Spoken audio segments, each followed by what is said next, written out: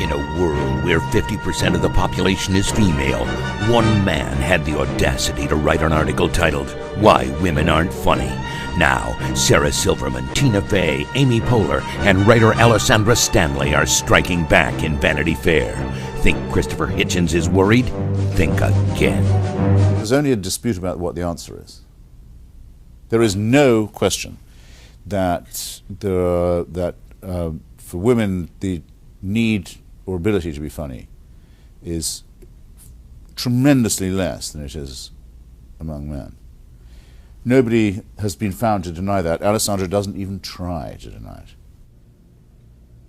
If you were to ask me, has reading her article made me reconsider my view that women aren't, as a gender, funny, I would say very much to the contrary. She's been unable to write this piece without direct reference to the exceptions I made as well as the examples that I gave, and she even at one point echoes what I think is my strongest point, namely that women don't need to be funny. That for most men, if they can't make women laugh, they are out of the evolutionary contest. They are never going to get laid. Most men are fantastically unattractive. What women see in them is mysterious to most men as well as most women. If you can't make them laugh, you don't have a chance. With women, there's no need to be rendering yourself attractive to men in that way. We already find you attractive, thanks. I'm not saying that there aren't great female comedians. There are many, many, many. That's not the same as the female sense of humor. She makes the same distinction. I say the problem with female comedians up till now is they tend to be either dykes or Jews or butch. Roseanne Barr, Sarah Silverman, etc., etc. And these are all forms of emulating male humor. She says the same. What does she say is different? Well, now there are some that are also pretty, even if some of them are a bit butch and a bit Jewish. Well, okay. But she says, and I quote, by and large, however, stand-up comedy is tougher and meaner, and the women who do it play by men's rules. Well, that's exactly, in so many words, what I said. But now they're prettier and sexier, and they wear less and care less about the proprieties. So, what has been the achievement of my essay? It's been to make sexier women try harder to amuse me. Well, that was my whole plan to start off with.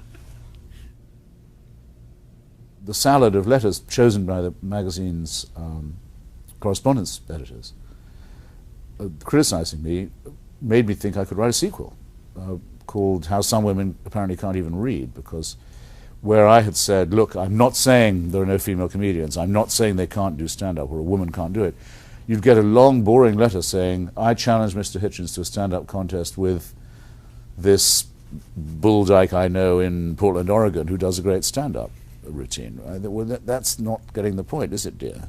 And it's trying, I find sometimes, irritating, time-consuming, annoying when they don't listen.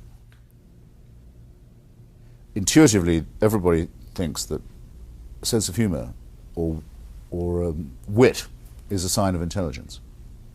So it can be, if people aren't following you closely, that an accusation that one lacks a sense of humor or isn't funny, which are two different things, either, though, is an insult. Now, of course, this isn't true.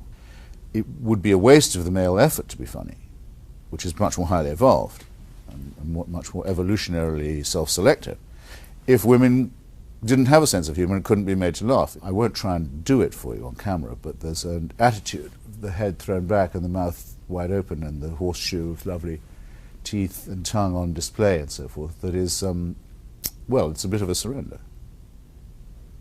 It's worth it for its own sake, and it's a simulacrum of something even more worth it. Now, women don't need to do that to men. Okay. And with that, as people tend to say, I rest my case. Can keep my hands on myself. Pick out dust them off, put them back up on the shelf. Kiss my little baby girl is in need. Am I coming out?